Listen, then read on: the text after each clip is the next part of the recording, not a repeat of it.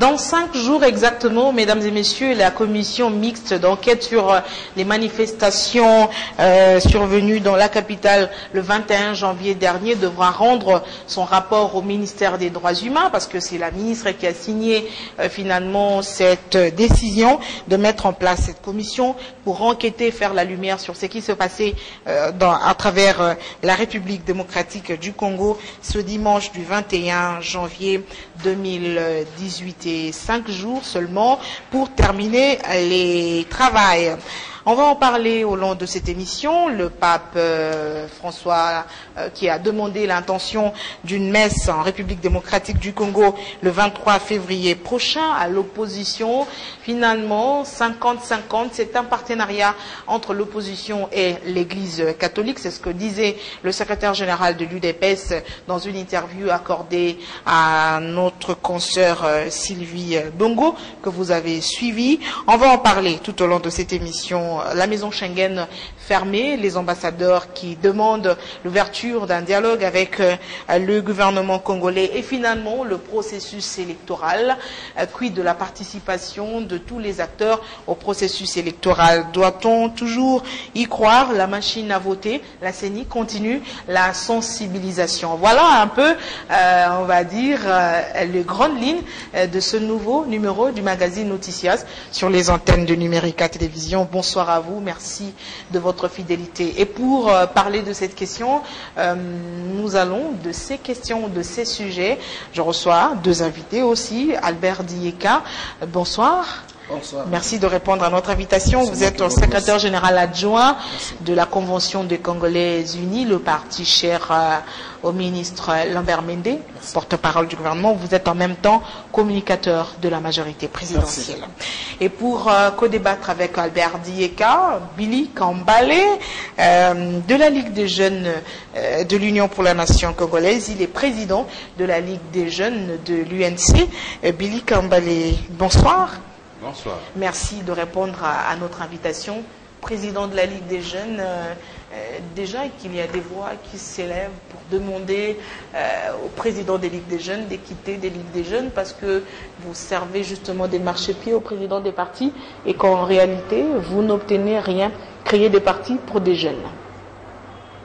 Ceux qui disent ça, je crois que c'est un déficit non seulement de la connaissance de l'environnement sociopolitique de notre pays, mais aussi ce sont des gens incapables de s'affirmer dans des grands ensembles. Lorsqu'on est dans la genèse d'un parti politique, on est en train d'apprendre auprès des aînés et chacun, c'est par rapport à ses aptitudes qu'il arrive à s'imposer en tant que tel. Je voudrais vous rappeler en Afrique du Sud, Julius Malema, qui est aujourd'hui président d'un parti politique, a commencé d'abord en tant que jeune d'un parti. Il était président de la Ligue des jeunes en Afrique du Sud. Et donc, l'environnement sociopolitique de notre pays démontre clairement qu'il y a d'un côté les jeunes et de l'autre côté les femmes. Ce sont à eux seuls constituent plus de 85 à 90% de l'électorat, mais aussi du dynamisme de notre société. Mais que gagnent en retour ces jeunes? Parce que ce sont eux qui travaillent, parce que c'est vous qui travaillez dans les partis politiques. Qu'est-ce que vous gagnez exactement? Non, le problème... Est-ce que les jeunes se retrouvent où quand il faut partager le butin? Ce sont les vieux qui se retrouvent. Le problème, justement, c'est à ce niveau. En fait, ceux qui sont en train de critiquer le fonctionnement des ligues des jeunes, ce sont ces ventriotes, si je peux dire ça, qui voient en tout et pour tout que c'est un gâteau qu'il faut partager. La République n'est pas un gâteau. Lorsqu'on fait de la politique, c'est du sacerdoce. Moi, quand je me suis engagé en politique, en tout cas, ce n'est pas pour des postes, sinon je serais à la majorité présidentielle. Je me suis engagé parce que je pense que le pays va mal et je peux apporter ma pierre à l'édifice. Mais, et je voudrais chuter par là, la politique, comme disait Adolf Hitler, c'est cette envie de servir la communauté. C'est tout homme qui est porteur d'un destin pour servir la communauté qu'on peut appeler homme politique. Et donc, moi, quand j'œuvre au sein de la Ligue des jeunes, ce sont les aptitudes personnelles et ces compétences personnelles qui propulsent quelqu'un à un niveau ou à un autre. Nous commençons comme cadre de base, on évolue, on est président de la Ligue des jeunes, demain on sera secrétaire général, ainsi de suite. C'est une évolution.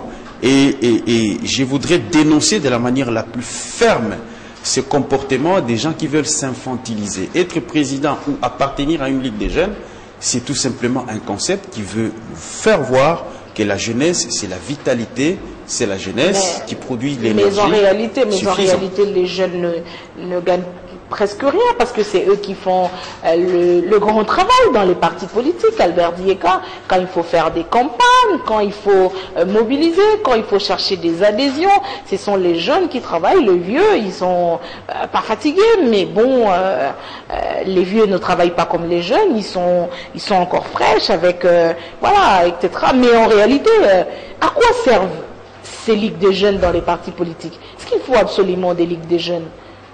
Permettez-moi d'abord de me saisir de votre micro pour exprimer mes vives condoléances vis-à-vis de la famille de notre initiateur, camarade Lambert Mendo Malanga, qui a perdu sa maman et dont le corps arrive ici de Bruxelles jeudi. Et aussi à tous les camarades de la Convention des Congolais Unis. Je crois que d'ici, nous allons avoir le programme. Madame, vous voyez comment les néophytes en politique définissent certains concepts qui sont des leviers mobilisateurs dans les structures de partis politiques. La catégorisation selon jeunes, vieux, femmes, et ceci, ça n'a aucune importance. Et cela a une connotation négative quand on définit lutte comme butin. Donc, Billy l'a dit, non. Ligue des jeunes, c'est un état d'esprit. Il y a des jeunes plus vieux que les vieux. Il y a des vieux aussi plus jeunes que certains jeunes. Donc, ce sont des valeurs.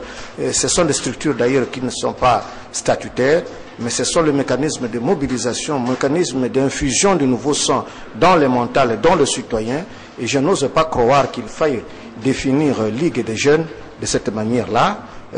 Nous, selon être jeune, ce n'est pas une qualité.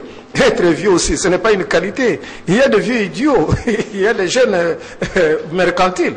Non, il ne faut pas voir sur cet angle-là. Sinon, ça serait prêcher la paresse. Des gens qui croient qu'il faut porter une belle veste et venir parler des jeunes, tout comme des femmes. Je ne vois pas en cela. Quand la femme de Moulélé, qui a composé le poème, quand la femme de Moulélé, par exemple, les ligues des jeunes, ça n'existe pas. Quand la femme de Moulélé va composer le poème Les Sèmes d'ennemis dans le plateau de Mayombe, et ce poème va galvaniser les énergies de femmes en 1963-64, est-ce que vous allez me dire que cette femme a été à l'université? Non. Est-ce que pouvons-nous nous interdire de valoriser ces qualités de cette femme-là qui n'a même pas été au banc de l'école? Non. Donc il ne faut pas voir Ligue de femmes, Ligue de jeunes. Ce n'est pas par rapport à la définition classique, c'est par rapport à l'intériorisation des valeurs que prêche le parti politique et le moyen de faire passer ces enseignements dans le tissu sociologique. Alors, le premier sujet, c'est la commission mixte d'enquête sur les manifestations du 21 janvier à travers la République et à Kinshasa. On a décrit des morts, encore des morts ce jour-là, la marche qui a été réprimée sur l'étendue du territoire national, des morts qui viennent rallonger la liste des Congolais déjà qui ont perdu la vie ces 3 dernières années, on va dire, à travers tout le territoire national, justement à cause des marches réprimées. Billy Kambale, commission d'enquête mise en place, une commission qui va regrouper entre-temps les délégués du ministère des Droits humains, de la Justice, la Commission nationale des droits de l'homme, Bureau conjoint des Nations unies aux droits de l'homme, l'Union africaine, mais également les organisations de la société civile. Qu'est-ce que vous attendez, vous, de l'opposition de cette commission d'enquête? Parce que l'UNC a également perdu un de ses communicateurs. Je voudrais d'ailleurs en profiter encore une fois pour présenter mes condoléances les plus sincères à la famille biologique et à toute la famille politique de M. Hissène Gandou que nous avons porté en terre la semaine dernière. Et je voudrais encore une fois condamner ces violences, cette barbarie, cette brutalité que le régime en place a instaurée pour répondre à des manifestations pacifiques. Maintenant, pour rebondir par rapport à votre question, qu'est-ce que nous attendons? Nous n'attendons rien, bien sûr, parce que nous savons très bien que c'est du saupoudrage. En fait, en réalité, le régime de M. Kabila est en train de chercher par tous les moyens à éviter une enquête internationale qui aurait des conséquences fâcheuses, non seulement sur eux-mêmes, sur leur famille, et surtout sur les responsables des services de sécurité qui sont déjà pour la plupart frappés par des sanctions au niveau de l'Union européenne, au niveau des États-Unis et par-ci par-là. Et donc, ils sont en train de chercher à éviter ou à escamoter une commission d'enquête internationale qui rétablirait les faits et dont les conséquences seraient tragiques pour les régimes. Donc, nous considérons que c'est une mise en scène qui ne produira rien et je suis désolé que Mme Mushobekwa, ce soit ça le rôle qu'il se donne, de faire l'avocat d'un régime qui est en train de massacrer les Congolais. Et donc, moi, je ne peux même pas dire que je suis pessimiste, je ne crois pas en cette commission, parce que nous savons très bien, il y a eu autant d'enquêtes initiées, jamais des solutions où jamais personne n'a été puni, justement parce que le régime de Kabila, c'est un régime d'impunité, c'est un régime qui a consacré la brutalité comme seule réponse à toute revendication pacifique du peuple. Albert Dieka, est-ce qu'il faut y croire? Parce que les exemples sont légion, le charnier de Maluku, Kamilin Sapou, il y a eu les événements du 19 janvier 2016, etc. Mais jusqu'aujourd'hui, pas toujours des conclusions. Celle-ci, cette enquête, en fait, cette commission mixte qui a été mise en place, vous-même, est-ce que vous pensez qu'elle peut aboutir à quelque chose? Madame, et établir finalement les responsabilités. Posez la même question à un journaliste de type sensationnel, il vous dira le temps qu'il souhaite qu'une enquête aboutisse. Posez la question à un politique comme Billy Kambale, il vous dira il a son temps préférable pour qu'une enquête. Mais posez la question aux techniciens de droit pour qu'une enquête se fasse. Ils peuvent même souhaiter que ça continue pour que quand les solutions, quand les résolutions vont, quand les décisions seront prises, ça sera alors des décisions irréfutables. Mais cette commission a 10 jours pour statuer. Oui, 10 jours. Oui. Du 1er au 10 février. Parce que dans notre pays, on met toujours les choses dans un carcan. Vous voyez les événements auxquels vous citez, que ce soit Kamana Sapo, que ce soit ceci, que ce soit cela. Mais il y a des gens qui sont condamnés, il y a des gens qui sont entrés, la procédure est en train de continuer. Moi-même, je vais vous faire une surprise peut-être. J'étais le 21 à Goma. J'étais dans la cathédrale à Goma. Vous savez ce qui s'est passé là-bas? Les chrétiens sont venus. Après avoir prié, il y a des chrétiens qui ont émis le vœu de rentrer chez eux. Et ils se sont vus empêchés par un groupe de jeunes agitant les drapeaux des partis politiques. Le prêtre lui-même a commencé à sortir. Ce sont les jeunes gens de Lucha et de Filimbi qui sont allés prendre le prêtre en train de séquestrer. Et les agents de la MONUSCO étaient là. J'ai vu une panoplie de caméras de tous les systèmes des Nations Unies là-bas. Est-ce que c'est cela, quand on invite le politique actif dans le sanctuaire de Dieu, qu'on offre comme sanctuaire aux hommes politiques, est-ce qu'il faut aussi explorer de ce côté-là pour qu'on cherche qui sont les véritables responsables des tueries que je déplore? En 10 jours, ça peut être établi en 10 jours. Madame la ministre a estimé que la commission de spécialistes peuvent travailler dans 10 jours. Ce n'est pas exclu que les techniciens, les enquêteurs, fassent aboutir leur travail dans 10 jours ou au-delà de 10 jours. Ne donnons pas à nous nos prétentions pour dire, pour qu'une enquête soit meilleure, il faut qu'elle soit conclue dans 24 heures, dans 72 heures. Pourquoi pas une enquête internationale? Peut-être une enquête internationale. Mais, parce écoutez, que... oui. Vous parlez souvent, c'est comme si enquête pour être enquête doit être internationale.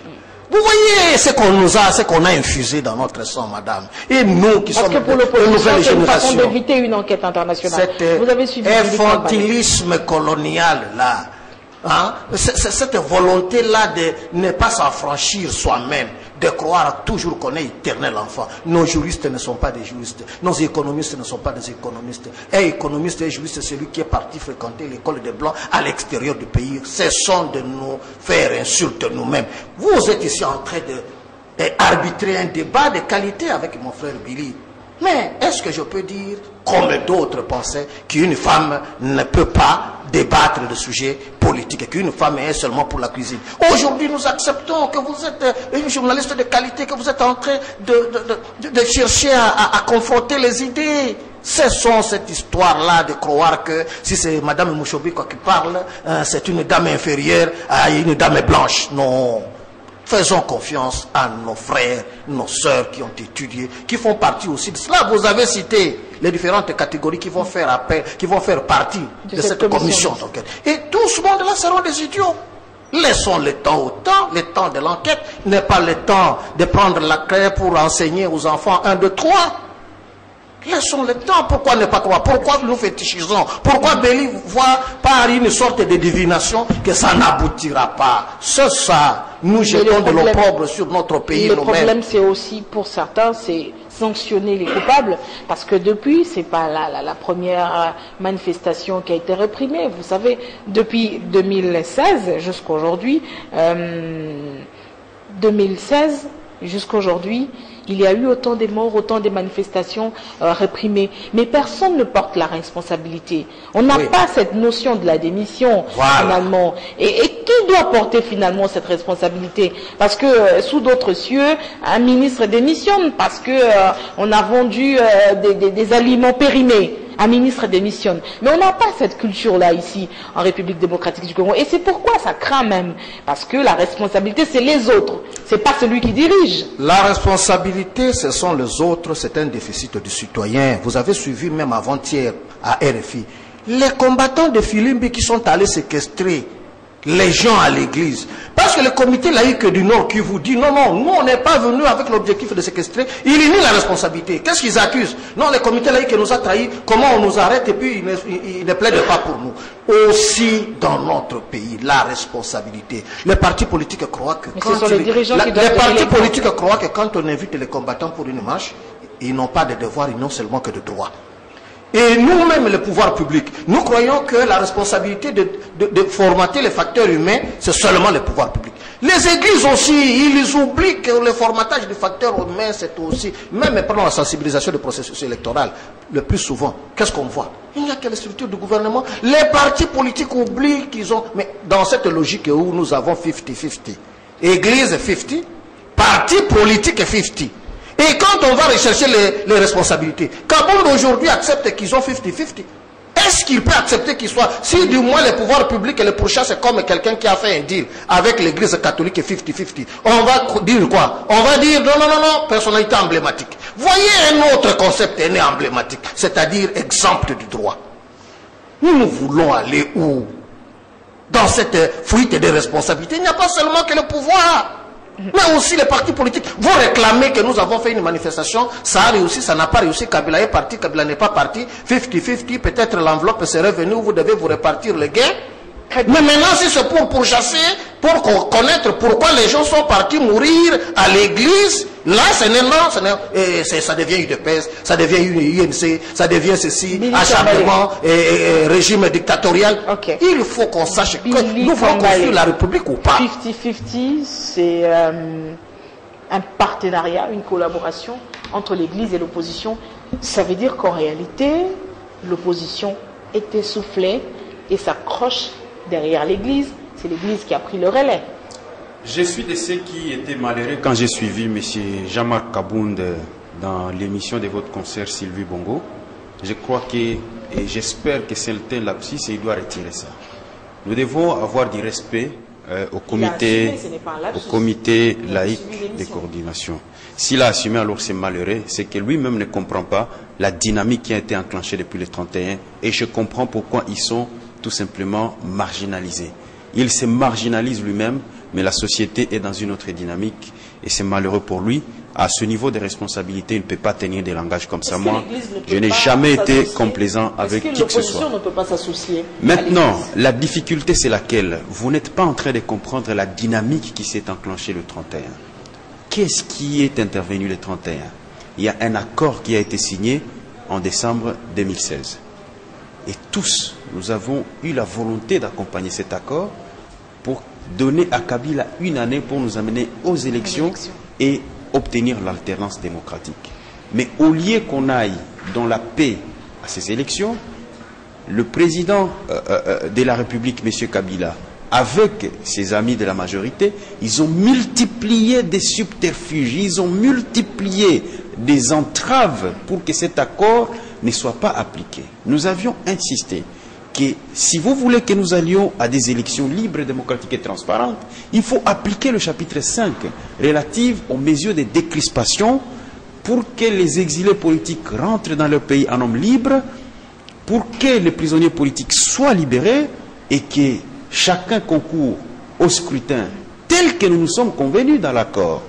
Mais ça n'a pas été fait. Au contraire, on a encore multiplié des mesures de rétorsion, des marches ont été interdites, des meetings ont été interdits. Vous vous rappelez notre meeting du stade Vélodrome qui a été interdit jusqu'aujourd'hui. On ne nous a jamais dit pourquoi. Parce que tout simplement, on ne veut pas que l'opposition s'exprime, on ne veut pas que l'opposition se prépare aux élections en toute sérénité. Et donc c'est pour ça que nous avions dit, le 31, que pour nous, il était question de l'application du chapitre 5 en ce qui concerne les mesures de décrispation pour qu'on aille aux élections, parce que finalement la date du 23 décembre, pour nous, nous avons estimé qu'il faudra plus que nous puissions dépasser cette date du 23 décembre 2018 et qu'il faut qu'on aille vite aux élections. Mais notre volonté à vouloir arracher ces mesures de décrispation, la réponse du pouvoir, ça a été la brutalité la plus inouïe. Non seulement les 31, mais aussi le 21. Alors vous dites, partenariat, l'opposition est essoufflée. Ce que vous ne comprenez pas, et ceux qui disent ça, ils ne comprennent pas ce que signifie une opposition. L'opposition n'est que le relais des aspirations profondes d'un peuple. Et nous ne sommes pas en train de dire que nous accompagnons ou parce que nous sommes essoufflés, il y a une certaine, il y a l'Église catholique qui vient. Non, il s'agit d'une dynamique. C'est comme à la veille de l'indépendance, en 1960. Toutes les forces vives de la République s'étaient réunies à la table ronde de Bruxelles. À la table ronde, il n'y avait pas que les politiciens. Il y avait des représentants de la communauté qui étaient à la table ronde de Bruxelles. Et aujourd'hui, la dynamique qui s'est enclenchée, c'est comme à l'époque, à la veille de l'indépendance, vous vous rappelez, avec les manifestes de présence africaine. Il y avait une volonté avec le cardinal Maloula. Il y avait une volonté d'aller à l'indépendance et on a galvanisé tout le monde pour qu'on obtienne l'indépendance et que aujourd'hui c'est le concept alternance qui est en vogue et qui mobilise non seulement les élites. Vous voyez des hommes, des grands historiens comme les Isidore Ndaïwel, les professeurs Okana, Madame Léonie, Thierry Landou, Vital Kamere, aujourd'hui, attendez, et c'est là que je vais terminer, aujourd'hui Vital Kamere n'est pas que président d'un parti politique, c'est un penseur. Aujourd'hui, en ce qui concerne la crise congolaise, il est consulté au plus haut niveau. Et c'est à ce niveau que je voudrais que des gens comme Kaboun comprennent que ici maintenant c'est l'intelligence qui est en jeu et la mobilisation du peuple congolais. Ce n'est pas un problème de l'Église catholique. Quand vous allez dans les églises aujourd'hui, l'Église catholique, pratiquement les messes à la veille des manifestations ou les jours des manifestations, c'est comme l'écuménisme. Vous trouvez les musulmans, vous trouvez les protestants. Moi-même, je suis protestant. Mais ces jours-là, je vais à l'Église catholique parce que nous estimons que c'est une dynamique qui a commencé. Donc c'est dans ce cadre de 50-50 que vous vous êtes retrouvés à l'Église. C'est de l'aberration la plus totale et c'est une tricherie que de vouloir parler de 50-50. Il s'agit de la volonté d'un peuple. L'Église avait le cadre, la messe, vous êtes allé à la messe. Si vous reconnaissez, vous, avoir été à la messe, ça veut dire que vous n'êtes pas allé. Non, non, ensuite accompagner les marcheurs et attendez. Les messes, nous devons les considérer comme les points de rencontre. C'est-à-dire, l'Église nous offre les cadres parce que nous sommes. Ce sont les laïcs. Vous dites la même chose que Kaboun. Attendez, s'il vous plaît. C'est comme si vous faites vous mettez tout en un pour ne pas me comprendre. L'Église, si vous voulez, c'est les comités laïcs. Ce n'est même pas le clergé qui est appelé aux manifestations. Le clergé est en train d'accompagner la volonté des laïcs. Et ces laïcs-là, nous pensons que nous, en tant que force vive de la République, il faut accompagner. Et donc, parler de 50, 50, 60, 40, 90, 10, c'est tout simplement de l'aberration. Il s'agit de la volonté clairement exprimée par le peuple congolais. Il y a l'Église protestante qui a aussi monté les tons. Il y a les musulmans qui ont monté les tons. On apprendrait que même les kimbanguistes ont emboîté les pas. Nous n'avons pas encore vérifié. Il y a un communiqué qui a circulé dans les réseaux sociaux. Mais c'est tout simplement une dynamique. Et celui qui ne veut pas s'inscrire dans cette dynamique, il est donc en marge de la société. Et le pouvoir le sait très bien que cette dynamique aboutira, quel qu'en soit le prix Parce que déjà, certains d'entre nous ont payé le prix les plus forts et j'encourage la dynamique de continuer. Est-ce que l'opposition est en synergie? L'opposition est en synergie, pourquoi? Parce que ici, il s'agit de l'état d'esprit. Ici, comme je vous ai dit, nous sommes comme à la veille des indépendances. Ici, nous sommes à la veille de l'alternance démocratique, le départ de M. Kabila. Et ça préoccupe tout le monde, clergé, laïcs, protestants ou musulmans. Tous nous sommes préoccupés par l'alternance démocratique dans notre pays. Et donc cette dynamique, il faut la mettre dans cette logique-là pour la comprendre. En dehors de ces cadres-là, vous êtes en train de vous perdre en conjecture et vous n'allez pas vous en sortir. Albert Dieka, à la majorité présidentielle,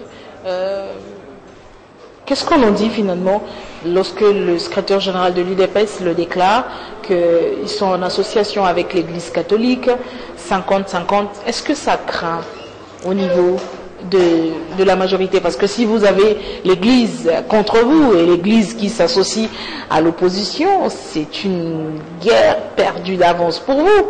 Parce que c'est vrai que le pays est laïque selon sa constitution, mais majoritairement chrétien. Chaque fois que vous parlez de l'Église, il faut ajouter catholique. Il ne faut pas parler de l'Église qui est contre nous. Et si l'Église est contre nous, c'est que l'Église a perdu la première fonction de l'Église. Pas contre vous, mais l'Église lutte contre la vérité. Jésus pour un état de droit, l'établissement Jésus, d'un quand état de il droit, prêchait, pour une justice. Jésus est venu avec la mission de changer le diable en saint. Et si l'Église devient contre nous, vous comprenez alors, c'est pourquoi nous disons, mais pas toute l'Église, certains responsables de l'Église catholique veulent revenir sur le crime originel de 1960 en faisant la guerre à Lumumba. J'aimerais d'abord préciser certaines idées dans la tête de Billy. Billy, l'accord de Saint-Sylvestre n'a pas été nominal. Il y a effectivement des clauses qui étaient à la dimension de Tshisekedi, que son âme repose en paix, mais il ne faut pas nous faire croire que parce que Félix n'a pas été Premier ministre, donc l'accord n'a pas été appliqué. Tchibala et les autres ne sont pas nés de l'UNC, ils sont venus de l'UDPS. J'aimerais vous dire que il ne faut pas seulement évoquer le concept d'exilé politique. Il faut connaître exilé pour quel fait. On n'est pas exilé politique pour le fait de droit commun. Le pouvoir n'a jamais interdit le marche. Le pouvoir vous a demandé de réunir les meilleures conditions pour encadrer. Mais comme vous avez dit que le 50-50 avec l'église catholique, vous sortirez de 250 paroisses, sans déterminer que vous sortez de telle paroisse pour se limiter à telle paroisse, le pouvoir public a décliné la responsabilité de voir les gens sortir de plus de 250 paroisses. Est-ce que c'était ça la stratégie de ce que nous avons dénoncé en disant c'est de putsch, c'est un coup d'État, c'est un coup de force qu'on veut faire. Je veux encore préciser une idée dans votre tête, qu'à la table ronde de Bruxelles, on n'a pas réparti le pouvoir. La table ronde de Bruxelles, les gens se sont accordés sur les principes et le pouvoir qui est venu le gagner, ce sont les élections. Ce sont les élections qui sont venues trancher les problèmes pour que Lumumba soit Premier ministre. Contrairement à vous ici, on a été à Saint-Sylvestre, il faut que je sois Premier ministre, il faut que l'autre soit caissier, il faut que l'autre soit au Parlement. La table ronde n'a pas fait cela. Mais vous dites que l'Église nous offre le cadre. Effectivement, c'est ce que dénonce l'accord de siège dans son chapitre 6, paragraphes 3 et 4. Allez relire, j'ai fait le débat avec vous, vous ne voulez pas consulter ce texte, pourquoi? Effectivement, le Vatican interdit qu'on offre, que l'Église offre le cadre comme sépulcre politique. C'est pourquoi j'ai dit, vous avez invité la politique à l'Église. Vous affirmez encore aujourd'hui comme Kaboun que l'Église vous offre le cadre. Les stades, ce ne sont plus les cadres. Vos sièges de partis politiques, ce ne sont plus les cadres. Les rues ne sont plus vos cadres. Vos cadres deviennent maintenant les paroisses où vous avez appris tous à acheter des chapelets et à réciter « Je vous salue Marie ». Non, ce n'est pas ça. C'est pour cela que nous reprochons au cardinal. Nous avons compris que c'est du service après job. Et c'est pourquoi peut-être il ne faut pas minimiser ce que Kabound dit. Quand Kabound dit 50-50, c'est le langage du négoce. C'est-à-dire, il y a une dividende après un travail fait, il faut qu'on se partage. Alors Kabound veut situer à quel degré l'UDPS a participé au deal. Il ne faut pas négliger cela.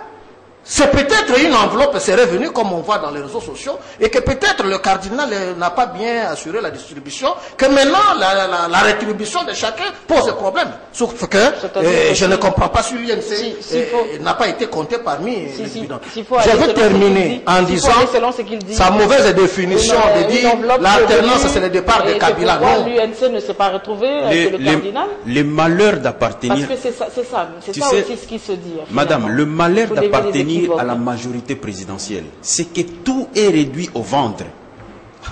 Tout est réduit au ventre. Vous ne pouvez plus parler des idées. Pour eux, il y a un butin qui doit se partager quelque part. Il n'y a plus d'idées. Il y a plus d'idées chez eux. Non, madame. On n'a pas besoin d'argent pour mobiliser le peuple. Le peuple est déjà mobilisé par sa propre misère. Tous ces hommes qui sont en train de sortir, madame, je me demande, vous êtes quand même journaliste et vous sortez quand même les jours des marches. Vous êtes sûr qu'il y a un politicien qui peut donner de l'argent à tous ces milliers de gens qui sortent dans les rues le 21, qui sont sortis les 21 et les 31? Non, madame. Du respect au peuple quand il exprime sa colère face à sa souffrance. Je me demande, quelle société sommes-nous devenus, mon Dieu? Lorsque des responsables politiques ne savent plus lire les signes d'un peuple qui crie, c'est la détresse. Chez lui, il habite en Gaba. Mais tu ne vois pas les mamans. Tu n'as pas vu la photo qui a circulé sur les réseaux sociaux, la police, une dame qui n'a que son petit bassin avec du foufou de manioc. Il semble que c'est Mbujimaï. Je ne sais pas, Mbujimaï ou quel que soit l'endroit, cette dame, elle est congolaise. Et ce qui s'est passé, c'est pas nouveau. On les voit même ici juste à côté de vous. Ici, comment on malmène les citoyens. Donc, je voudrais chuter pour clarifier ce qu'il vient de dire. Ne soyez pas plus catholique que le pape. Le pape lui-même a reconnu que ce qui se passe au Congo, c'est le devoir de l'Église et il a encouragé que ça doit continuer. Les nonces apostoliques, le représentant personnel du pape ici avait fait même un communiqué pour reconnaître le droit des laïcs. Parce que si l'Église ne s'intéresse pas à la situation socio-politique de son pays, c'est-à-dire c'est une Église qui a démissionné. Okay. Je voudrais citer par là pour dire, et je voudrais dire à M. Albert Dieka qu'il n'y a pas de confusion. Quand j'ai parlé de la table ronde de Bruxelles, je n'ai pas dit que les gens étaient partis pour se partager le pouvoir. C'était le principe pour pour l'indépendance. Mais ici aussi, l'accord de la Saint-Sylvestre, je sais justement vous avez suivi Mauve dans les enregistrements qu'on a suivis, que non, le gâteau, il est devenu petit, parce que toujours tout doit être réduit au ventre. Nous n'étions pas partis signer l'accord de la Saint-Sylvestre pour le pouvoir. Pour nous, c'était un accord électoral. Et quand nous disons, parce que vous voulez contester le concept d'exilé politique, mais c'est dans l'accord. Vous dormiez quand vous signiez l'accord ou comment? C'est dans l'accord que nous avons spécifié les cas emblématiques de Moïse Katumbi, Moussa Yamoussi, des gens qui devaient revenir dans leur pays en homme libre, les Mouyambo, Diomi et Franck Diongo. Très bien, ils étaient définis, donc il faut arrêter de faire de l'amalgame pour dévier la vigilance du peuple. En parlant du pape, c'est justement dans ce cadre que le pape a demandé une intention de prière, une messe qui sera dite le 23 février prochain, spécialement pour le cas de la République démocratique du Congo. Mais quand Billy Kambale et Albert Dieka parlent de la MP qui ne voit que le ventre, etc., je crois que vous avez suivi, sinon l'interview de l'ex-premier ministre Adolphe Muzito, le député national, accordé à une radio de Kinshasa. Il lui dit que la majorité présidentielle pour lui finira un peu comme le MPR, parce que ce n'est pas autour d'une idéologie politique que les gens se sont regroupés, mais plutôt pour un partage des postes en République démocratique du Congo, et que lui voyait la fin de la majorité présidentielle comme la fin du MPR. Chacun a sa lecture, surtout pour un cadre d'un parti que je respecte, le PALU, qui a une partie de tendance lumumbiste. Il peut juger la majorité qui n'est pas un parti politique. C'est une coalition. Je ne sais pas comment il compare son parti à la majorité. Tout comme moi aussi, je ne peux pas comparer la CCU, parti lumumbiste aussi, à la majorité. Il peut ne pas avoir raison dans ce qu'il est en train de dire. Mais il faut faire attention. Vous voyez que même dans ce que Billy dit, il n'y a pas seulement que Kabound qui l'a dit, la façon, parce qu'il parle du peuple, mais les responsables politiques disent comment ils réussissent le marche. Souvenez-vous quand Félix avait parlé, le jour où il a plu, il a dit quoi? Le dispositif n'a pas marché, je me retrouve ici seul, comme les gens qui bloquent les bus depuis 5 heures n'ont pas fonctionné, vous comprenez comment ils réussissent le marche. Parce qu'il dit, les masses sortent. Eux réussissent le marche en intimidant les transporteurs depuis 5 heures du matin. Aucun transporteur ne peut sortir, sinon on va brûler votre bus. Est-ce que c'est cela le peuple? J'attends que Billy soit au pouvoir demain pour qu'on ne voit aucune femme en train de vendre du foufou, parce que quand on voit quelqu'un en train de vendre du foufou, c'est le signe de pauvreté. J'attends qu'il prenne le pouvoir. Donc, la stratégie est la même. La stratégie de l'insurrection. Ce ne sont pas des militants à eux qu'ils appellent. C'est de l'intimidation. C'est de la brutalité. C'est ainsi toutes nos marches, ou leurs marches, aboutissent toujours par mort d'homme, par des casses, par des incendies. Je vous ai donné un cas à Goma, où les gens de Filimbe et de Lucha sont allés séquestrer un prêtre parce que le prêtre ne voulait pas prendre les devants pour marcher avec les fidèles. Est-ce que c'est ça vraiment me dire que voilà, tout le peuple est derrière? Réussissez au moins une marche, ou vous appelez les gens volontairement. Désolé, vous avez vu dans d'autres provinces, à Kinshasa, mais entre eux, le prêtre qui oui, entre eux, qui réclament même une transition maintenant de 2 ans, et nous qui disons non, allons vite aux élections. Qui travaille pour le ventre? Qui travaille pour le ventre?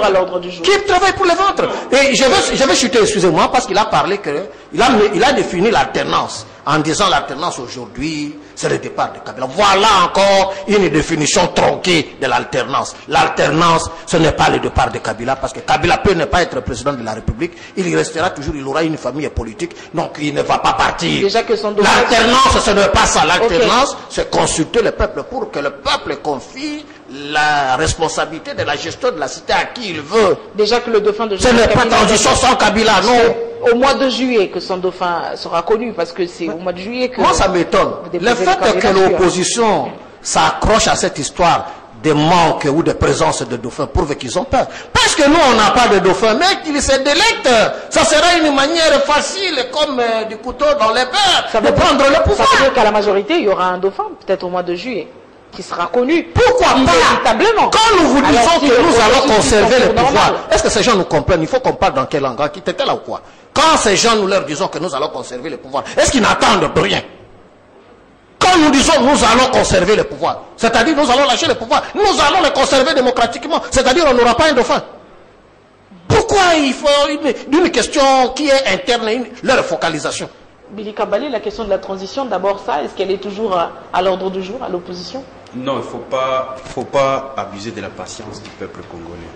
Nous devons aller aux élections le plus vite possible. La bataille que nous avons commencée le 31, c'est pour qu'on y arrive le plus vite possible. Si Kabila continue à plomber le processus, je crois que le peuple congolais est en devoir même, conformément à l'article 64, de disposer de son droit pour effectivement arriver à le déboulonner du pouvoir, parce que nous devons arriver à mettre un terme à cette dictature qui veut s'installer au pays. Ça, c'est un fait. Deuxièmement, et donc la question d'une transition, elle est déjà réglée. Nous avions parlé de l'accord de la Saint-Sylvestre. Qu'est-ce que les gens demandent aujourd'hui, M. Dieka?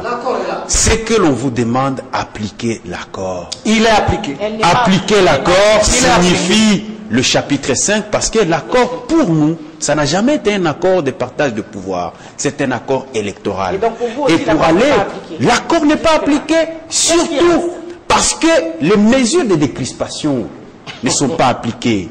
Madame, ce n'est pas normal. Ce n'est pas normal. Regardez toujours comment ils font tout sauf ce que les gens attendent qu'ils fassent. Les prisonniers politiques sont connus. Vous en avez... Qui a été libéré de tous les prisonniers politiques que vous connaissez, madame? Non, soyons honnêtes. Parce que qui est prisonnier? Quel est le prisonnier politique qui a été libéré? Parce que qui est prisonnier politique? Qui sont prisonniers politiques? Ce sont des gens qui ont été arrêtés arbitrairement, soit on fomente un procès pour mettre à l'écart un adversaire politique. C'est connu, Albert Dieka, tu le sais, il ne faut pas faire semblant. Diomin Dongala, on avait fomenté un procès contre lui.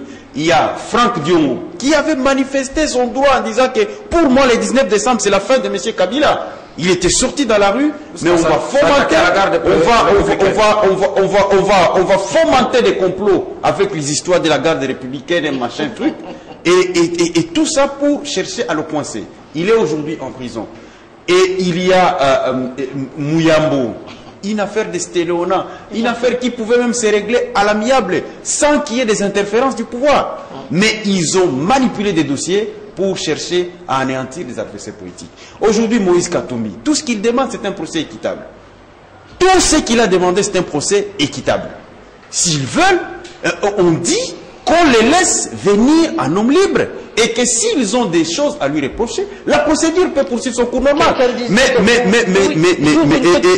Mboussa Nyamouissi, qui aujourd'hui, leurs services le menacent de l'arrêter, nous leur disons, laissez Mboussa Nyamouissi revenir dans son pays en homme libre et qu'il exerce ses fonctions. J'ouvre une petite parenthèse avant de revenir. Que vous avez d'ailleurs, vous lui avez quelqu'un disait que pour la majorité présidentielle, tout sauf Katumbi. Non. Je n'aimerais pas faire un débat de personnes, même les personnes les plus immorales. Moi, je n'aime même pas faire ça. Vous parlez d'immoral. Non. C'est trop fort, ça. C'est trop fort, je sais ce que j'ai dit. Des gens à qui on a confié des responsabilités dans ce pays, dans un secteur sensible comme la décentralisation, incapables d'initier même une réforme. Il n'a que le sang sous ses mains. On me cite aujourd'hui comme exemplaire emblématique de démocratie réfugiés politiques. C'est dommage. Ils doivent être aussi nombreux. C'est dommage. Même les gens que eux, parce que maintenant l'avocat qui a plaidé en charge des violeurs, ça trouve de leur côté. Kalombe, qui est sorti avocat ici dans une université périphérique, au lieu de dire merci, Kabila a stabilisé le pays, qu'il a permis quand même de finaliser son cursus académique, il est en train de tirer à boulet rouge. Mais qui était l'avocat qui avait plaidé en charge? Qu'il nous dise aujourd'hui comment il a plaidé en charge contre le violeur.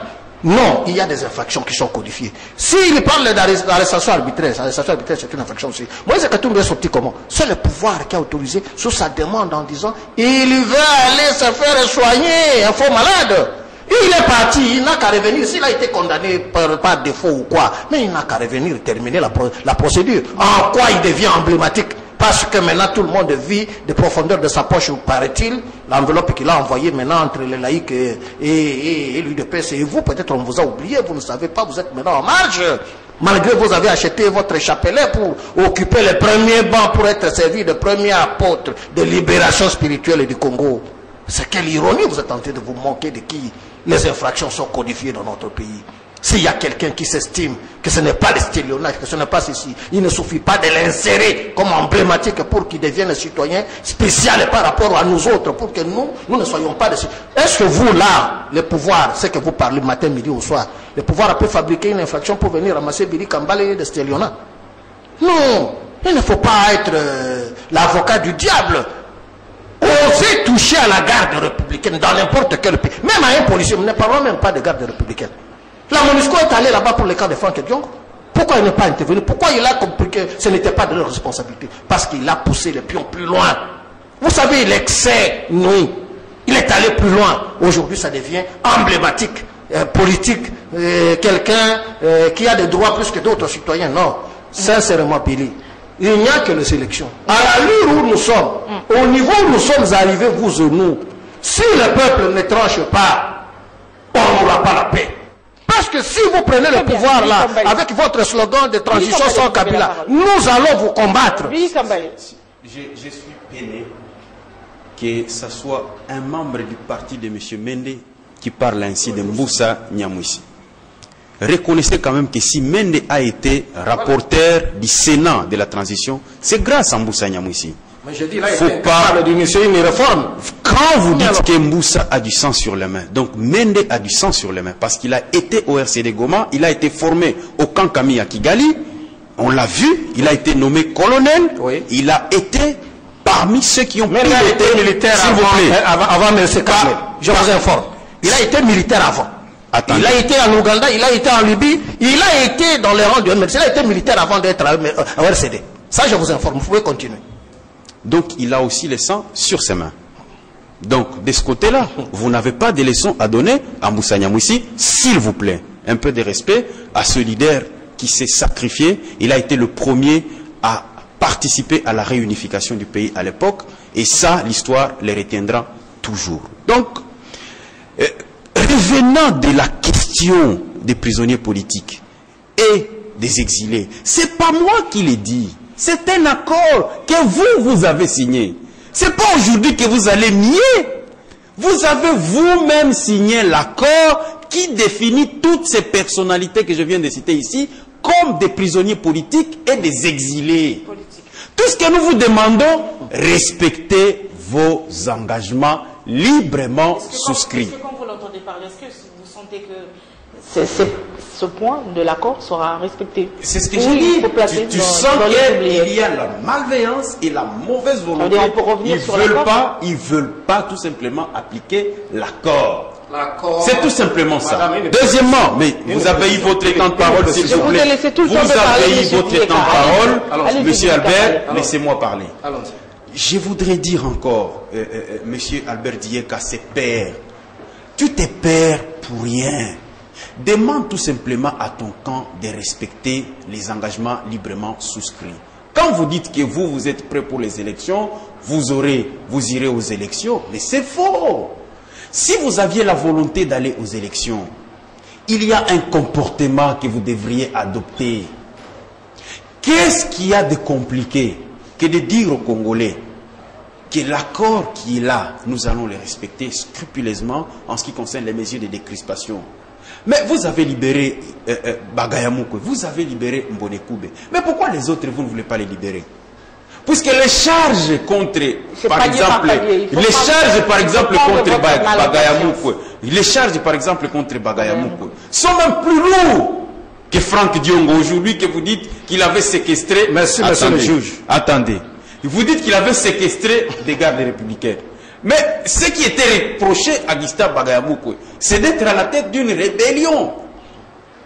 Mais il vient d'obtenir libération. Parce que tout simplement... Ça veut dire que les autres viendront parce que les non, madame. Il y a de la sélectivité. Ce que nous avons toujours condamné, de la part du pouvoir. Tout ce que nous avons toujours condamné de la part du pouvoir, c'est qu'ils veulent que les gens soient leurs esclaves. Alors, je vous donne un cas le plus flagrant. Monsieur Katebe Katoto, poursuivi par la justice pour crime à Lubumbashi. Mais parce qu'il s'est rendu avec armes et bagages à la majorité présidentielle, lui peut rentrer dans son pays en homme libre. Mais Moïse Katumbi, qui est juste accusé par une affaire bidon et banale, dont d'ailleurs la personne de Katebe Katoto lui-même disait que cette affaire, ce n'est même pas mon frère, c'est moi. Mais lui, il rentre en homme libre, mais Moïse Katumbi doit rester. Très bien, Billy Kambale. Finalement, je voudrais vous parler du processus électoral, Billy Kambale. Si à la majorité, le dauphin, le candidat de la majorité sera connu au mois de juillet, à l'opposition aussi c'est la même chose, mais la question c'est est-ce qu'il y aura une candidature commune pour l'opposition? Madame, là n'est pas le problème. Même à 1000 candidats de l'opposition, la majorité sera toujours perdante. Personne ne peut voter pour la majorité. Il y allait aussi en ordre dispersé à l'opposition. Vous pourrez aussi encore risque. Non, en 2011, il y avait 2 candidats de l'opposition de points et Tshisekedi, il avait remporté. Ce processus ici, le problème, et c'est là que je vais attirer l'attention du peuple congolais, donnez votre suffrage à quelqu'un qui sera capable de faire respecter votre suffrage. Ça veut dire quelqu'un qui n'aura pas peur de la majorité après avoir apporté votre victoire. Il faut adhérer au processus électoral et à la machine à voter. Ça veut dire, non, d'abord, cette machine à voter, on va voter avec la machine à voter. C'est en réalité une machine à tricher. Mais on va voter avec la machine à voter. Nous l'avons déjà récusé et nous allons continuer à nous battre. Mais avec quoi vous allez voter parce que la CENI va plaît, utiliser la machine à voter? S'il vous plaît, madame, nous allons nous battre. La mobilisation qui a commencé le 31 va continuer. Nous allons nous battre jusqu'à sortir la dernière énergie qui sera dans nos entrailles pour faire en sorte que cette machine ne puisse pas être appliquée parce que c'est une machine à tricher. Les logiciels sont déjà conçus. On ne veut même pas, alors qu'il y a une résolution des Nations Unies qui dit qu'il faut adjoindre des experts qui viennent des Nations Unies à la commission électorale. Encore une fois, le pouvoir est en train de bloquer pour que cette résolution ne soit pas appliquée. On va terminer cet entretien. Parce que tout simplement l'intention c'est de tricher. On nous a dit. On va terminer cet entretien. S'il vous plaît, madame. Et c'est là que je vais chuter. Vous avez 1 minute. On nous avait dit que la machine à voter, c'est pour faire en sorte que les bulletins ne soient pas si grands. Mais déjà, vous aviez déjà, avec le seuil et la caution, vous avez déjà réduit le nombre de candidatures. Pourquoi aller encore à des machines Des machines qui, en réalité, le peuple congolais, pour cette élection, nous serons des cobayes. C'est une machine qui n'a jamais fait ses preuves nulle part. D'ailleurs, lors des tests, cette machine est en train de... La Namibie a utilisé la machine à voter. Mais ce sont des catastrophes. Même aux États-Unis, les pays des vieilles démocraties, ces machines sont contestées.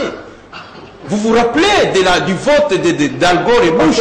On va terminer. On a terminé Albert Dieka, la machine à voter très contestée à l'opposition. Finalement, comment aller dans un climat de confiance aux élections si cette machine à voter n'a... Vous voyez, quand la nouvelle technologie devient synonyme de tricherie, donc il faut rentrer au village. Mais vous avez vu... Parce que vous avez vu vidéos, tous les systèmes ont des inconvénients. Comment on peut facilement tricher. Il vient de démontrer que tous les systèmes ont des inconvénients. Okay. Mais ce n'est pas pour autant qu'on a mis un signe d'égalité entre tricherie et technologie. Non. Donc, d'ailleurs, pour les comptes de notre pays, vous savez que quand il y a contestation entre les résultats donnés par la machine et le manuel, c'est le manuel qui prime. Bon, M. Billy, c'est nous, ensemble avec vous, qui avons recommandé à la CENI d'imaginer la formule la plus aisée, la plus facile, la plus moins chère pour faire les élections. Parce que ça fait partie aussi des accords. Vous dites non. Nous n'allons pas vous caresser jusque dans le sens de poil de la bête. La démocratie, ce n'est pas l'unanimité. Vous refusez de faire les élections, nous allons faire les élections, le pays va fonctionner. Comme en 2006. Le pays va fonctionner. Le pays ne va pas s'arrêter parce que l'UNC dit nous allons jeter, non, nous allons verser notre sang. C'est ça ce que vous voulez dire. Nous allons verser notre sang. Vous pouvez faire de martyrs, mais alors de martyrs qui n'ont rien comme signification par rapport à la vie de la nation. Il y aura élection et la machine sera d'application parce que vous ne démontrez pas les failles de cette machine-là. Jusqu'à recommander que les Nations Unies fassent partie de notre CENI. Depuis quand nous allons nous affranchir, oh Lumumba, pourquoi vous êtes mort pour ce pays où les gradués, licenciés, des docteurs font encore appel aux bergers pour venir faire partie de notre commission nationale électorale? C'est une insulte, Billy, arrêtez avec ça. L'ONU ne viendra pas faire partie de notre CENI. Nous allons organiser les élections. S'ils veulent nous aider, oui. Ils ne veulent pas nous aider, nous n'allons pas faire la guerre. Parce que vous n'avez même pas abordé la situation de la maison Schengen. J'allais vous faire voir. Et les Congolais aujourd'hui applaudissent ça, cette mesure. Nous avons pris un peu de... Parce que les gens ne s'imaginent même pas que les Belges ont des intérêts ici. Ils croient que seulement nous qui sommes pauvres, qui avons des intérêts là-bas. Mais qu'est-ce que la République gagne en fermant la maison Schengen? Il y a toujours le... Mais quand vous voulez aider quelqu'un, parce qu'ils conçoivent ça sous forme d'aide, ce n'est pas pour autant venir me réclamer mon épouse. Ça, vous allez me tuer. La Belgique a des intérêts ici. Ils ont commencé à régler les problèmes diplomatiques sous la voie de médias. Puis il y a ce qu'on appelle les réciprocités. Il va avoir le visa, Billy Campbell. Il prend l'argent, Vous avez compris qu'il a du mal à répondre à votre question. Quand vous lui dites qu'est-ce que la République gagne dans ces mesures ridicules, nous allons recourir à chaque pays pour simplement les résultats. Le président de leur plateforme, M. Kabila, il est aujourd'hui isolé du monde, mais dans son isolement, il veut isoler en même temps le pays. Une guerre avec l'espace Schengen, le Congo est perdante. On ne va pas vous laisser blaguer avec la République. Nous allons solliciter